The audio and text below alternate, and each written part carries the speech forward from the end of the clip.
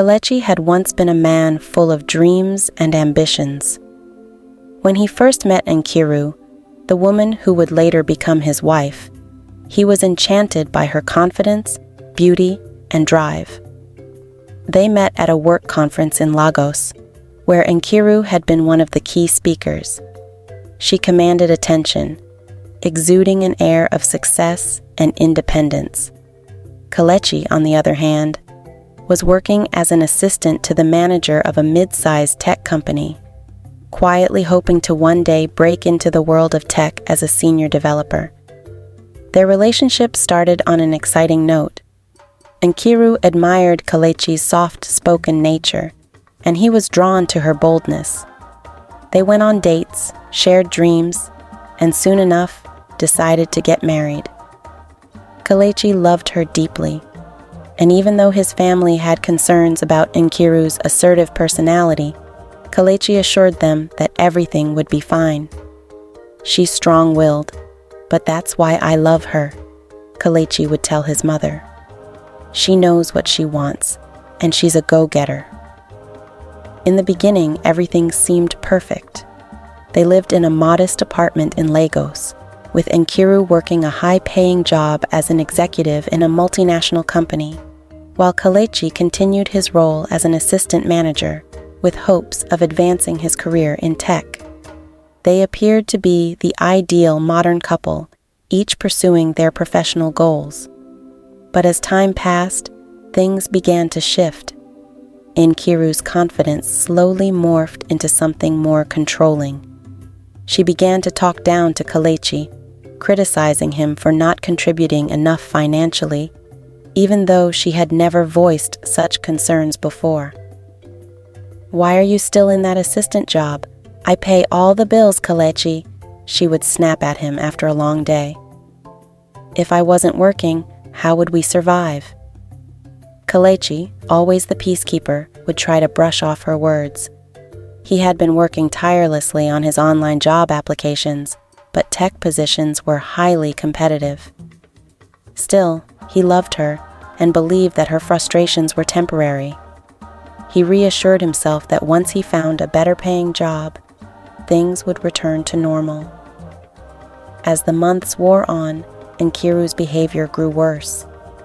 The more Kelechi struggled to find better opportunities, the more she belittled him. Whenever there was a disagreement, Nkiru was quick to remind him who was paying the rent, the bills, and their grocery expenses. "This house, this life you're living, it's all because of me," she would yell, her voice rising with every word. "What do you even bring to this marriage?" Kelechi felt the sting of her words deeply, but he swallowed his pride and remained silent. He didn't want to provoke her further. Nkiru had a way of turning every conversation into an argument, and Kelechi learned to avoid conflict by keeping his head down. But soon, her verbal abuse escalated into something worse. During a particularly heated argument about the monthly electricity bill, Nkiru, in her rage, raised her hand and slapped Kelechi across the face. The shock was overwhelming. Kelechi stood frozen in place, his cheeks stinging, while Nkiru glared at him, breathing heavily. For a moment, there was a tense silence between them. Then, as if nothing had happened, she apologized. "I'm sorry, Kelechi," she said, her voice suddenly soft. "I didn't mean it. I'm just stressed.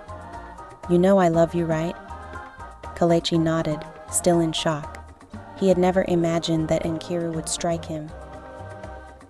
But the way she had apologized afterward made him believe that it was a one-time mistake, the result of a heated moment.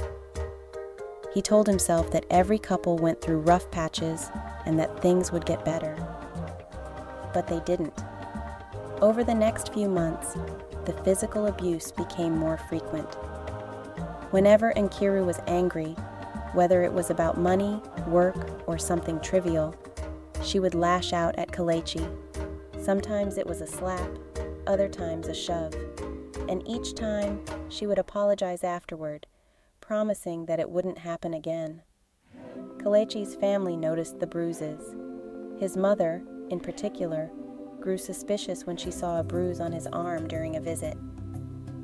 "Kalechi, what happened to your arm?" she asked, concern etched on her face.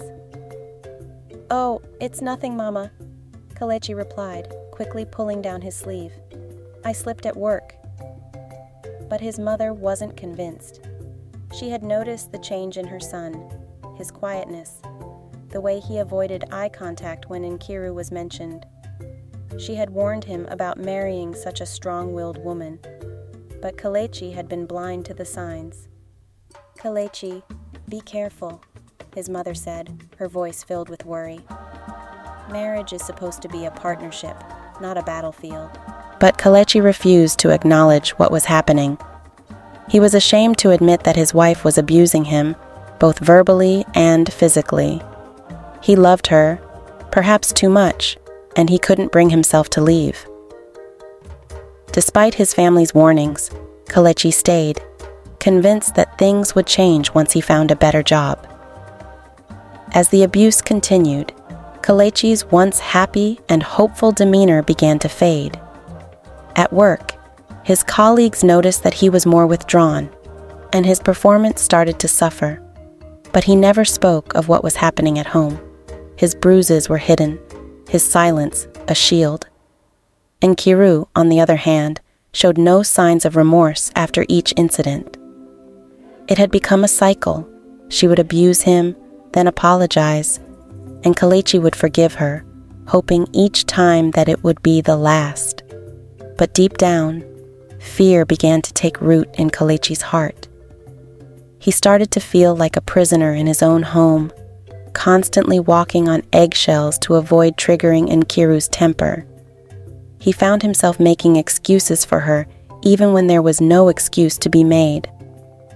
One day, during a family gathering, Kalechi's brother Chima confronted him directly. Chima had seen the fading bruise on Kalechi's neck and had grown tired of his brother's excuses. "Kalechi, what's going on?" Chima asked bluntly. "Is Nkiru hitting you?" Kalechi's heart raced, but he shook his head. "No, it's not like that. She's just stressed. It's been tough on her with her job and all the bills." Chima's face hardened. "That doesn't give her the right to put her hands on you. You need to leave, Kalechi. You deserve better than this." But Kalechi couldn't bring himself to leave. He loved Nkiru, and despite everything, he still held on to the hope that she would change. He believed that once he secured a better job and contributed more financially, their relationship would improve. He continued applying for tech jobs online, spending hours on end perfecting his resume, and attending virtual interviews. It was his only escape, the only thing that gave him hope for a better future. After months of searching, Kalechi's hard work finally paid off. One evening, as he sat at his computer, he received an email offering him a senior project manager position at a top tech company abroad. The job came with a significant salary, far more than what Nkiru was earning. Kalechi could hardly believe his eyes. After years of enduring Nkiru's abuse and belittlement, his persistence had paid off. He was no longer the man struggling to find his place. He was now in a position of power, with a salary that far exceeded his previous earnings. Excited, Kalechi shared the news with Nkiru, hoping that this would finally bring peace to their relationship. "Nkiru, I got the job," he said, his face lighting up with joy. "I'm going to be a senior project manager and they're paying me in millions." For a moment, Nkiru's face softened, and Kalechi thought that perhaps she was happy for him. But her response was not what he expected. "Good for you," she said flatly, her eyes narrowing. "But don't think this changes anything. You still have to pull your weight around here." Kalechi's heart sank. He had hoped that his new job would ease the tension between them, but Nkiru's words confirmed what he had been denying for so long. Nothing he did would ever be enough for her. That night, Kelechi lay awake, staring at the ceiling. For the first time, he allowed himself to face the truth. Nkiru didn't love him, not in the way a partner should love their spouse. She loved control, and as long as he stayed, she would continue to belittle him, no matter what he achieved. It was time to make a decision. The next morning, Kelechi packed his bags. He had made up his mind. This time, he wouldn't let Nkiru's apologies or promises of change sway him. He had finally found the strength to walk away. When Nkiru came home from work that evening, she found Kelechi standing by the door with his suitcase. "What are you doing?" she asked, her voice laced with annoyance. "I'm leaving, Nkiru," Kelechi said, his voice calm but firm. "I've stayed long enough, hoping things would change, but they haven't. I deserve better than this."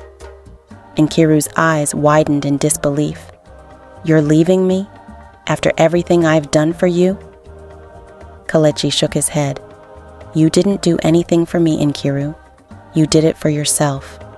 I loved you, but love doesn't mean letting someone destroy you." Without another word, Kelechi walked out of the house, leaving Nkiru standing alone, stunned by the reality that her control over him was gone. For the first time in years, Kelechi felt free. The weight of the abuse he had endured lifted off his shoulders as he stepped into a new chapter of his life. With his new job and newfound sense of self-worth, Kelechi moved abroad and began to rebuild his life. His family, who had always worried for him, rejoiced at his decision to leave the toxic relationship. Though the scars of the abuse remained, Kelechi found healing in his work and in the support of those who truly loved him. He learned that love is not about control, but about respect and partnership. In the end, Kelechi found peace, not because of the wealth he had gained, but because he had finally freed himself from a love that had become a prison.